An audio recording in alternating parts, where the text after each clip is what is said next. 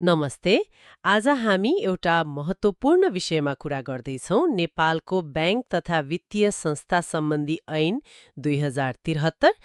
यो कानूनले कसरी ब्याङ्कहरू खुल्छन्, चल्छन् अनि कसरी नियमन हुन्छन् भन्ने कुराहरू तोक्छ, होइन त? हो एकदम। हामीले यो ऐनको खास पार्टलाई नै हेरेर कुरा गर्नेछौँ। हाम्रो कोसिस के रहन्छ भने यसका मुख्य कुराहरू जस्तै कसरी संस्था खोल्ने, कति पैसा चाहिन्छ, कसले चलाउने, ऋण कसरी दिने अनि नियमन कसरी हुन्छ, यिनलाई अलि सरल तरिकाले बुझाउने। यसले हाम्रो वित्तीय प्रणालीको जग कसरी बनेको छ भन्ने प्रष्ट हुन्छ नि।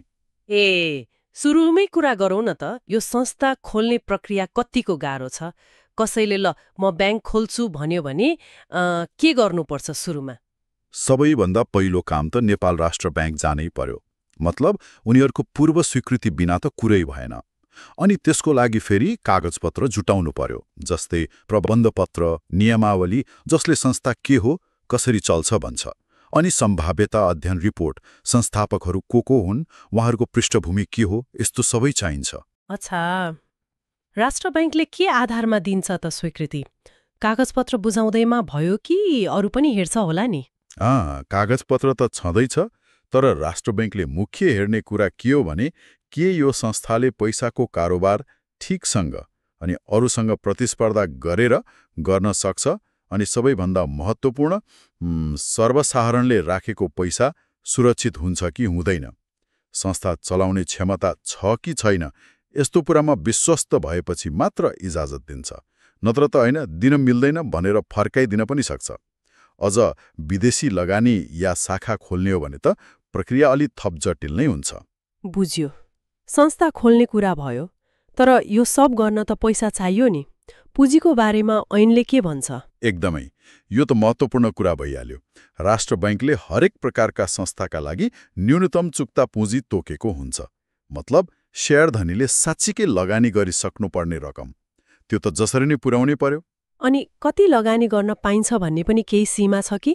जसले जति हाले पनि भयो? त्यस्तो चाहिँ छैन। कुनै एउटा व्यक्ति होस् वा फर्म, कम्पनी, उसले एउटा ब्याङ्क वा वित्तीय संस्थाको कुल चुक्ता पुँजीको 15% भन्दा बढी लगानी गर्न पाउँदैन। यसको कारण के हो भने एउटै व्यक्ति वा समूहको धेरै दबदबा नहोस्, जोखिम पनि नबढोस् भन्ने हो। अझ अर्को नियम के छ भने एउटा संस्थामा लगानी गरेको व्यक्तिले अर्को उस्तै संस्थामा 1% भन्दा बढी लगानी गर्न पाउँदैन फेरि। ओहो, यो त निकै कडा रहेछ। अनि संस्थापक शेयरधनीहरूले त 5 वर्षसम्म शेयर बेच्न नपाउने भन्ने पनि सुनेको थिए नि? हो। राष्ट्र ब्याङ्कले विशेष कारणमा स्वीकृति दिएमा बाहेक सुरुको 5 वर्षसम्म संस्थापक शेयर बेच्न पाइँदैन। यसलाई लक इन पिरियड भन्छन्। यसले के गर्छ भने संस्थापकहरू सुरुमै नाफा लिएर बाहिरिने होइन कि संस्थाप्रति लामो समयसम्म प्रतिबद्ध रहन् भन्ने सुनिश्चित गर्छ। ठिक छ, अब अलिकति संस्था चलाउने मान्छेहरूको कुरा गरौँ न। सञ्चालक र सिइओ, उहाँहरूको लागि के कस्तो योग्यता चाहिन्छ? ऐनले के भन्छ? सञ्चालक हुनलाई कम्तीमा स्नातक गरेर सम्बन्धित क्षेत्रमा 3 वर्ष काम गरेको अनुभव कि त स्नातकोत्तर गरेको हुनु पर्यो। तर पढाइ र अनुभव मात्रै सबथोक होइन। जस्तै कुनै फौजदारी मुद्दामा सजाय पाएको, ब्याङ्कको कालो सूचीमा परेको अथवा सरकारलाई कर नतिरेको मान्छे चाहिँ सञ्चालक हुन अयोग्य हुन्छ। अनि स्वतन्त्र सञ्चालकको लागि त अझ थप मापदण्डहरू छन् ताकि उनीहरूले कसैको दबावमा नपरी काम गर्न सकुन्। अनि प्रमुख कार्यकारी अधिकृत सिइओ? सिइओको नियुक्ति चाहिँ सञ्चालक समितिले गर्छ, बढीमा 4 वर्षको लागि। काम राम्रो लाग्यो भने फेरि अर्को एक पटक, मतलब थप 4 वर्षका लागि पुनः नियुक्ति गर्न सकिन्छ। ल, योग्य मान्छेहरू आएर संस्था चलाए। अब उनीहरूको मुख्य काम मध्येको एक कर्जा दिने कुरा। यसमा के व्यवस्था छ? कसैले ऋण तिरेन भने के हुन्छ? सामान्यतया त बैंकहरूले केही न केही धितो, जस्तै घर जग्गा, सुन, यस्तो सुरक्षण लिएर मात्रै ऋण दिन्छन्। अब यदि ऋण लिने मान्छेले समयमा किस्ता तिरेन वा ब्याज तिरेन अथवा ऋण जुन कामको लागि लिएको हो त्योभन्दा अन्तै प्रयोग गर्यो भने बैंकले त्यो धितो लिलाम गरेर आफ्नो पैसा उठाउन सक्छ। लिलामी मात्रै हो त, कारबाही अरू केही हुँदैन? हुन्छ नि। समयमा ऋण नतिर्नेलाई कालो सूचीमा राख्न सकिन्छ। एक पटक कालो सूचीमा परेपछि त अर्को कुनै पनि बैंकबाट ऋण लिन लगभग असम्भव जस्तै हुन्छ। अनि अर्कोतिर ऐनले के पनि भन्छ भने बैंकहरूले आफ्नो नाफा मात्र हेर्ने होइन, समाजप्रति पनि जिम्मेवार हुनुपर्छ। त्यसैले विपन्न वर्ग जस्ता तोकिएको क्षेत्रमा अनिवार्य रूपमा केही प्रतिशत कर्जा लगानी गर्नै पर्छ। ठिक छ, अब यति सबै काम ठिकसँग चलेको छ कि छैन भनेर कसले हेर्छ? लेखा परीक्षण, नियमन, यसबारे के छ व्यवस्था? हरेक संस्थामा एउटा लेखा परीक्षण समिति हुन्छ। यसको संयोजक चाहिँ सञ्चालक समितिभित्रकै तर दिनदिनैको काममा संलग्न नहुने, मतलब गैर कार्यकारी सञ्चालक हुन्छन्। यसले भित्री नियन्त्रण कस्तो छ, हिसाब किताब ठिक छ कि छैन भनेर हेर्छ। अनि हरेक आर्थिक वर्ष सकिएको 4 महिनाभित्र बाहिरबाट स्वतन्त्र लेखा परीक्षक बोलाएर लेखा परीक्षण गराउनै पर्छ। त्यो बाहिरको लेखा परीक्षक कतिको स्वतन्त्र हुनुपर्छ त? केही छ त्यसमा नियम? एकदमै। ऊ त्यो संस्थाको कर्मचारी हुनु भएन, त्यो संस्थाबाट ऋण लिएको हुनु भएन, अनि 1% भन्दा बढी शेयर पनि उसको नाममा हुनु भएन। अनि नियमनको कुरा गर्दा यदि कुनै संस्थाले ऐनको नियमहरू मानेन भने राष्ट्र बैंकले कारबाही गर्न सक्छ। सुरुमा चेतावनी दिने, जरिवाना गर्नेदेखि लिएर सञ्चालक हटाउने, इजाजतै खारेज गर्ने अथवा संस्थालाई आफ्नै नियन्त्रणमा लिनेसम्मको अधिकार छ राष्ट्र बैंकलाई।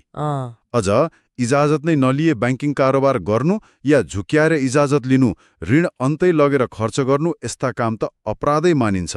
त्यसमा त जेल र जरिवाना दुवै हुन सक्छ। बेला बेला सुनिन्छ नि ब्याङ्कहरू एक आपसमा गाभिए रे वा एउटाले अर्कोलाई किन्यो रे, यसमा के हुन्छ प्रक्रिया? अनि कहिलेकाहीँ त ब्याङ्क बन्दै हुन्छ नि, त्यो कसरी हुन्छ? हो, ब्याङ्कहरू एक आपसमा गाभिन, मर्जर, वा एउटाले अर्कोलाई किन्न, एक्विजिसन, सक्छन्। तर त्यसका लागि राष्ट्र बैंकको स्वीकृति अनिवार्य चाहिन्छ। यसले गर्दा वित्तीय प्रणाली बलियो होस्, अस्वस्थ प्रतिस्पर्धा नहोस् भन्ने हो। अनि बन्द हुने कुरामा 2 किसिमले हुन सक्छ। एउटा संस्था आफैले अब हामी चल्दैनौँ भनेर स्वेच्छाले बन्द गर्ने, स्वैच्छिक खारेजी। अर्को चाहिँ संस्थाले ऋण तिर्नै नसक्ने भयो, पुँजी नै ऋणात्मक भयो भने राष्ट्र बैंकको आदेशमा अनिवार्य रूपमा बन्द, अनिवार्य खारेजी गर्नुपर्ने हुन्छ। अनिवार्य खारेजी हुँदा के हुन्छ त? त्यस्तो बेलामा अदालतले लिक्विडेटर भन्ने व्यक्ति नियुक्त गर्छ। उसको काम चाहिँ संस्थाको बाँकी रहेको सम्पत्ति बेचेर त्यसबाट उठेको पैसाले प्राथमिकताका आधारमा पहिले निक्षेपकर्ताहरूको पैसा अनि अरू ऋणहरू तिर्ने व्यवस्था मिलाउने हो। ए ल, धेरै कुरा प्रष्ट भयो। आज हामीले ब्याङ्क तथा वित्तीय संस्था सम्बन्धी ऐन 2073ले नेपालको वित्तीय प्रणालीलाई एउटा बलियो कानुनी आधार दिएको रहेछ भन्ने हेर्यौं।